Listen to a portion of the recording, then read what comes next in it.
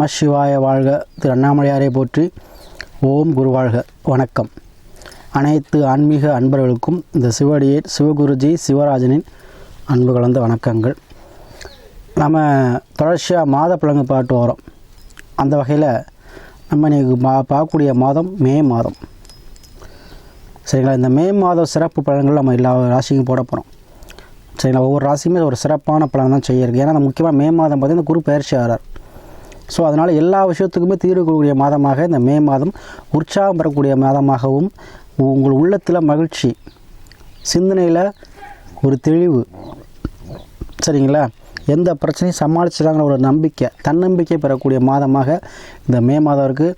அத்தகைய தன்னம்பிக்கை பெறக்கூடிய ராசியாக இப்பொழுது இந்த கடக ராசிக்கு அமைப்பு. நம்ம கடகராசியை பற்றி தான் பார்க்க போகிறோம். ஏன்னா அந்த கடகராசிக்கு தான் அஷ்டமச்சனி அப்படின்னு சொல்லி நிறையா பேர் உங்களை போட்டு அஷ்டமச்சனியாக இருக்குது, அப்படி இருக்குது, இப்படி இருக்குது, அப்படி இப்படின்னு சொல்லி படுத்திருப்பாங்க. ஏன்னா சனி பொறுத்த வரைக்கும் நேர்மையானவர். சரிங்களா? நம்ம என்ன போன பிறகு பண்ணியிருக்கோமோ அதோடைய பலனை நம்ம கொடுப்பார். கர்ம வினைக்காரன்னு சொல்லுவோம். நம்ம என்ன வினை பண்ணுறோமோ, என்ன கர்மத்தை பண்ணுறோமோ, சரிங்களா? கர்மம்னா ரெண்டு அர்த்தம் இருக்குது. தொழில், நம்ம செய்யக்கூடிய செயல். சரிங்களா? அப்போ நம்ம செய்யக்கூடிய செயலுக்கு ஏற்ற பலனை அது சனி பகவான் முடிவு பண்ணுவார். அது நன்மையாக இருந்தால் நன்மையாக நடக்கும், தீமையாக இருந்தால் தீமை. இதுதானே ஒழிஞ்சு மற்றபடி அஷ்டம சனியாக வந்துருச்சு, அர்த்தாசமயம் வந்துருச்சு, 7 ஆரம்பிச்சிருச்சு, நமக்கு எதுவும் பண்ணிடுமா? நடக்காது. எதுவாயினும் உங்களுக்கு நீங்கள் செய்த கர்மத்துக்கு உண்டான பலன் கண்டிப்பாக சனி கொடுத்தே தருவார். இப்போ அஷ்டம சனின்னு பார்த்தீங்கன்னா உங்களுக்கு சனி ஆட்சி பெற்றிருக்கிறார். அப்போ ஆட்சி பெற்ற கிரகம் உங்களுக்கு யோகத்தை தான் செய்யும். கண்டிப்பாக நீங்கள் பயப்பட வேண்டாம். சரிங்களா? அந்த நிலையில் இந்த மே மாத கிரகத்துடைய நிலைகளை பார்ப்போம். உங்கள் ராசிக்கு பார்த்திங்கன்னா, ராசிக்கு 3ஆம் இடம் சொல்ல கண்ணியில் கேது இருக்கிறார். ராசிக்கு பிறக்கக்கூடிய இந்த மாதம் பிறக்கும்போது புதன்கிழமை பிறக்குது. அதுவும் உங்கள் சந்திரன், ராசி அதிபதி சொல்லக்கூடிய சந்திரன் 7ஆம் பாவத்தில் திருவோண நட்சத்திரம் இருக்கார். அருமையான நட்சத்திரம் திருவோண நட்சத்திரம். சரிங்களா? அப்போ அதில் இருக்கும்போது உங்களுக்கு பிறக்கும்பொழுதே உடல்நிலை சார்ந்த பிரச்சனைகள் யாருக்கும் இருந்துச்சுன்னா மே மாதம் பிறக்கையிலே உங்களுக்கு அது சரியாகக்கூடிய அறிகுறிகள், மெடிசன்லேருந்து விடுபடக்கூடிய ஒரு வாய்ப்பு, உடல் ரீதியான பிரச்சனை தான் தீரக்கூடிய வாய்ப்பு, உடல் ஆரோக்கியம் மேம்படக்கூடிய வாய்ப்பு இந்த மாதம் பிறக்கையிலே உங்களுக்கு கொடுக்குது. அதே போல் 8ஆம் பாவத்தில் சனி ஆட்சி பெற்றிருக்கிறார். 9ஆம் பாவத்தில் ராகு ப்ளஸ் செவ்வாய் ப்ளஸ் புதன் இருக்காங்க. 10ல் சூரியன் உச்சம் பெற்று சுக்கிரபகவான் இருக்கிறார். 11ல் குரு வர்றார். அப்போது ஏன் இந்த மாத பிறக்கையிலே உங்களுக்கு எல்லா பிரச்சனையும் தீர்ந்து சொன்னால் குரு உங்களுக்கு 11ஆம் பாவம் லாபஸ்தானத்தில் வர்றார்.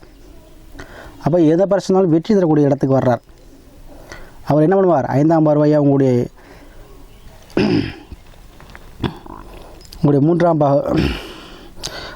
3ஆம் பாகத்தையும், சரிங்களா, அதே போல் 7ஆம் பார்வையாக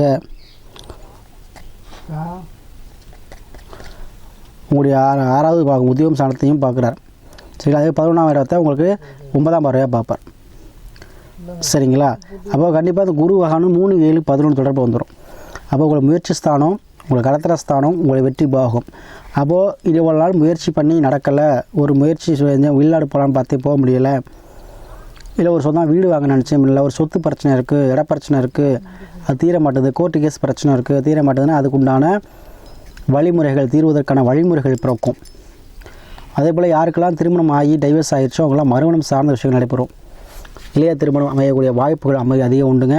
அதுபோல் திருமணம் சார்ந்த விஷயத்தில் பிரச்சனை. ஏன்னா அஷ்டமச்சனி காலத்தில் பார்த்திங்கன்னா நிறைய பேர் ஜாதகம் பார்ப்பீங்க, பொருத்தம்லாம் இருக்கும், அது அஷ்டமச்சனியாக இருக்குது, பண்ண வேண்டாம் சொல்லியிருப்பாங்க.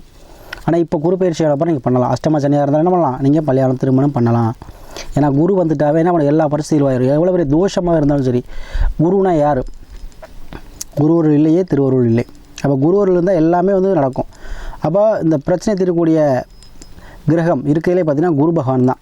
எந்த தோஷமாக இருந்தாலும் நிவர்த்தி செய்யக்கூடியது குரு பகவான் தான்.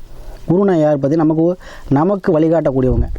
ஒவ்வொரு இடத்துலையும் ஒரு தடவை நம்ம குருவாக ஏற்றிருப்போம். இப்போ ஆன்மீகம் சார்ந்த விஷயத்தில் யார் இருக்காங்களோ அவங்க மூலமாக உங்களுக்கு பிரச்சனைகள், உங்கள் திருமண விஷயங்கள், எந்த பிரச்சனைகளும் தீர்வு கிடைக்க போது இந்த மே மாதத்துலேருந்து உங்களுக்கு அனைத்து விஷயமே நல்லா இருக்க போகுது. சரிங்களா? அதே போல் இந்த மாதம் எடுத்திங்கன்னா உங்களுக்கு பார்த்திங்கன்னா 10ல் சூரியன் உச்சம் பெற்று சுக்கிரன் இருக்கார். அப்போது தந்தை வழி மூலமாக, அரசு மூலமாக, பெண்கள் மூலமாக உங்களுக்கு தன லாபத்தை கொடுக்க போகுது. சரிங்களா? அதே போல் கடகராசிக்கு பார்த்து 7ஆம் சனி 8ல் இருக்கிறார். அப்போ பெண்கள் மூலமாக ஒரு திடீர் நஷ்டம், திடீர் லாபம் உண்டு. சரிங்களா? பெண்கள் மூலமாக உங்களுக்கு சொத்து ஆதாயம் உண்டு. பெண்கள் மூலமாக உங்களுக்கு பல பிரச்சனைகள் தீரக்கூடிய மாதமாக இந்த மாதங்கள் அமையும். திருமணம் சார்ந்த விஷயத்தில் இந்த தடை தாமதங்கள் நீங்கும். குரு பயிற்சியானால உங்களுக்கு அந்த தோஷங்கள் விலகும்.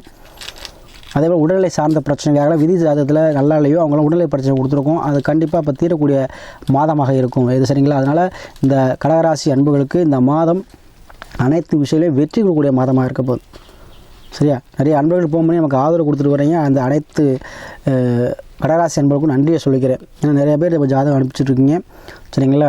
அதே போல் நம்ம அந்த கடகராசி அன்பர்களுக்கு இனி வரக்கூடிய காலங்கள் உங்களுக்கு மகிழ்ச்சியான காலங்கள். அது மே மாதம் உற்சாகத்தோடு புதுப்பொழிவு செயல்படுவீங்க.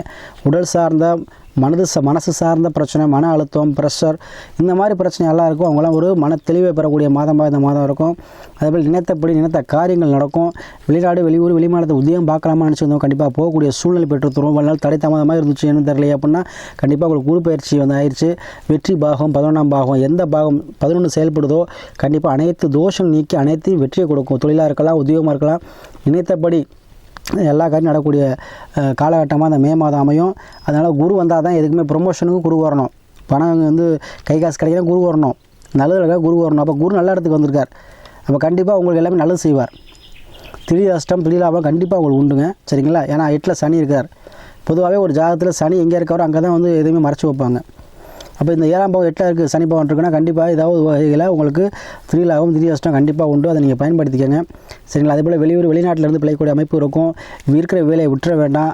அதே போல் புதிதாக தொழில் தொடங்க வேண்டாம். அதனால் கடகராசி அன்புகளுக்கு இந்த மே மாதம் ஒரு புது உற்சாகத்தோடும் தன்னம்பிக்கையோடும் உத்தியோகத்தோடும் செயல்படைய மாதம், சரிங்களா? தொழில்துறையில் வளர்ச்சி தரக்கூடிய மாதமாக இருக்கும். உத்தியோகத்தில் இருந்தீங்கன்னா ட்ரான்ஸ்ஃபர், நீங்கள் எதிர்பார்த்த ஒரு விஷயம் நடக்குங்க, சரிங்களா? அதே போல் திருமணம் சார்ந்த விஷயத்தில் தடதாமதல் உங்களுக்கு குருமார்கள் ஆசையோடு உங்களுக்கு அந்த தோஷங்கள் நீங்கி கண்டிப்பாக திருமணம் சார்ந்த விஷயம் நடைபெறும்.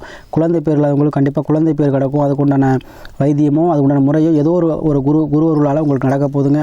அதனால் இந்த விஷயத்தில் பயன்படுத்தியங்க, சரிங்களா?